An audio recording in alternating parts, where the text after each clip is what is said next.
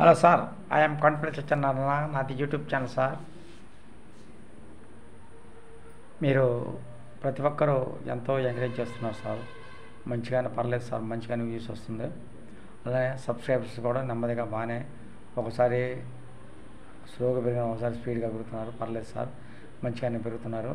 Subscribers కూడా 52,000 మంది అయిపోయారు, దాటింది 52,000. నాకు సబ్స్క్రైబర్స్ పెరుగుతున్నారు, వ్యూస్ పర్లేదు సార్, వ్యూస్ కూడా పెరుగుతుంది. మీ ఆదరాభిమానాలు నాకు ఎప్పటికీ నేను చనిపోయే వరకు ఉంటాయని నేను మనస్ఫూర్తిగా ప్రార్థిస్తున్నాను సార్. నా వీడియోలు చూసేవారు, చూడని వారు, నా సబ్స్క్రైబ్ చేసిన వారు, చేయని వారు అందరూ ప్రతి ఒక్కరూ ఈ భూమి మీద నివసిస్తున్న సమస్త జీవకోటి రాజు కూడా ఆయుర ఆరోగ్య ఐశ్వర్యాలతో చల్లగా ఉండాలి సార్. నేను కోరుకునేది అది. ఎదురువారి మంచి చెట్లతో నాకు నిమిత్తం లేదు. వాళ్ళు ఎటువంటి వాళ్ళైనా సరే నాకు సహాయం చేస్తారు, లేకపోతే మెదకుండా ఉంటాను. సహాయం చేయలేకపోతే అంతేగాని నేను కీడించను సార్. స్త్రీ పురుషుల్ని అమ్మలాగా నాలాగా భావించుకుంటా అంతే తప్ప వేరే ఉద్దేశం నాకు నా మనసును ప్రశాంతంగా ఉంచుకుంటా, ధైర్యంగా ఉంచుకుంటా. కక్షతో చేస్తా ఏ మంచి పని అయినా సరే, అది నా ఇష్టం సార్. వినండి సార్. 1వ అధ్యాయము అర్జున విషాద యోగము. ఇది భగవద్గీత సార్. అర్జునుడు కురుక్షేత్రములో యుద్ధ భూమిలో పూర్తి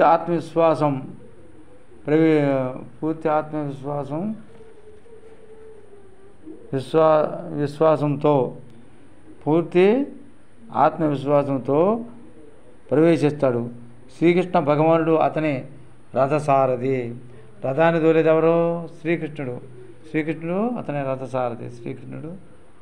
శ్రీకృష్ణ భగవానుడు అతని రథసారథి. అర్జునుడి రథసారథి ఎవరు? శ్రీకృష్ణ భగవానుడు అంట. చూసారా? అది సార్, అర్జునుడిని నడిపిస్తున్నాడు తను. ఎవరు?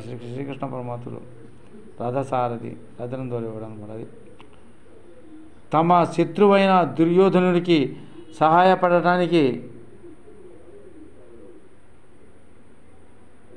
ముందుకి వచ్చిన వారందరిపై పూర్తి దృష్టి సాధించగలిగేటట్లు రథాన్ని 2 పక్షాల సైన్యాల మధ్యకి తీసుకుని వెళ్ళమని శ్రీకృష్ణుడిని అడిగాడు. శ్రీకృష్ణుడు ఏమని అడిగాడు? తన శత్రువైన దుర్యోధనుడికి సహాయపడటానికి ముందుకి వచ్చిన వారందరిపై పూర్తి దృష్టి సాధించగలిగేటట్లు రథాన్ని ఏం చేశాడు? 2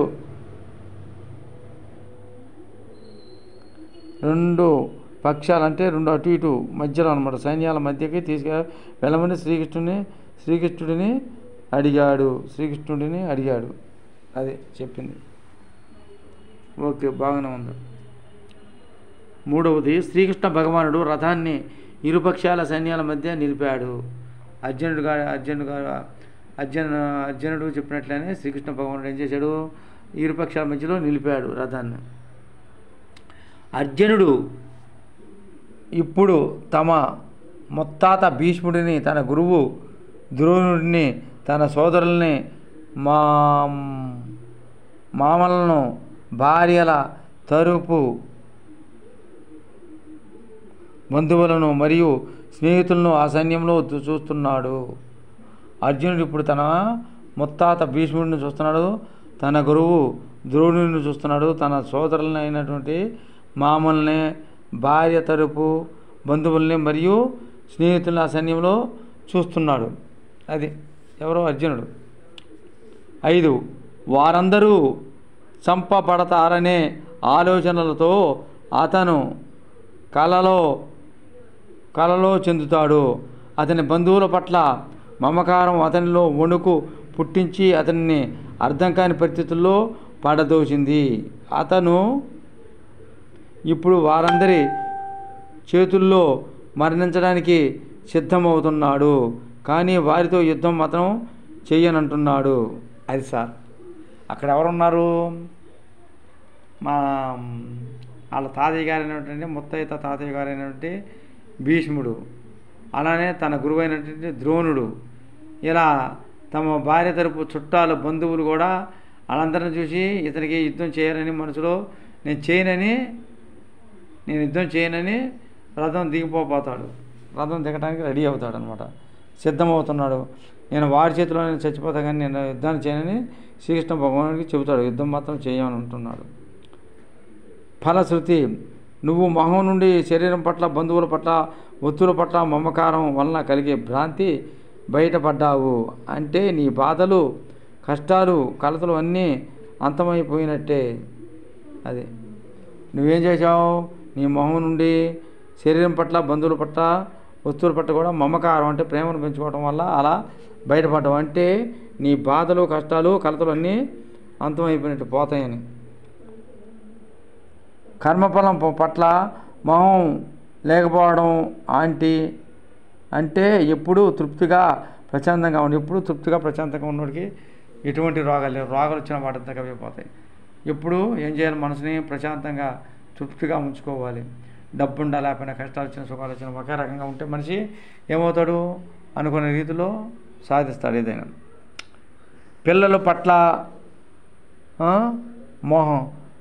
మొహం తలపో లేకపోవడం అంటే పిల్లల పట్ల మొహం లేకపోవడం అంటే వాళ్ళని 6వ తరగతి నుండి లేదా ఇంకా ముందు నుంచి ప్రభుత్వ రెసిడెన్షియల్ స్కూళ్ళకి పంపించడం, వాళ్ళ చేత ఇంట్లో పనులు చేయడం, వాళ్ళు కోరిన ప్రతిదీ వెంటనే పూర్తి చేయకుండా ఉండడం, వాళ్ళలో తపన చెల్లించడం, వాళ్ళలో తపన కలిగించడం, రోజు ఇంట్లో పని చేయించడం, వాళ్ళ వైఖరి ప్రవర్తన మీద దృష్టి పెట్టడం, అంతేగాని వాళ్ళ మార్కుల మీద కాదు. వాళ్ళు తెలివితేటల గురించి పట్టించుకోకుండా ప్రజలకి దగ్గరయ్యే సర్పత్వానికి విలువ ఇవ్వడం మొహం కర్తవ్య కష్టత్వానికి దారితీస్తుంది. ఇది సాధన. ఈ విధంగా అర్జునుడు ఏం చేస్తాడు? కృష్ణుని రథ సహాయంతో కురుక్షేత్ర సంగమానికి వస్తాడు యుద్ధం చేయడానికి. అక్కడ ఎవరుంటారు? వాళ్ళ ముత్తయ్య తాతయ్య గారు భీష్ముడు, తన గురువు ద్రోణుడు, తన స్నేహితులు, అలానే తల్లి తరపు చుట్టాలు, వీళ్ళందరూ కనిపించేసరికి మమకారం పెరిగిపోయింది, ప్రేమ పెరిగిపోయి వీళ్ళ చేతిలో నేను చేస్తాను కానీ నేను యుద్ధం చేయనని తలుచుకుంటాడు. ఇది మొట్టమొదటిసారి. కొండపల్లి సత్యనారాయణ యూట్యూబ్ ఛానల్ మొట్టమొదటిగా చూసిన వాళ్ళు సబ్స్క్రైబ్ చేయండి సార్. ఆ తర్వాత లైక్, షేర్, కామెంట్ పెడితే సరిపోతుంది సార్. మర్చిపోవద్దు, ముందుగా సబ్స్క్రైబ్ చేయండి, ఆ తర్వాత లైక్, షేర్, కామెంట్ పెట్టండి. ఇది భగవద్గీత సార్ మా చెప్పింది. సరే, నేను ఉంటాను సార్.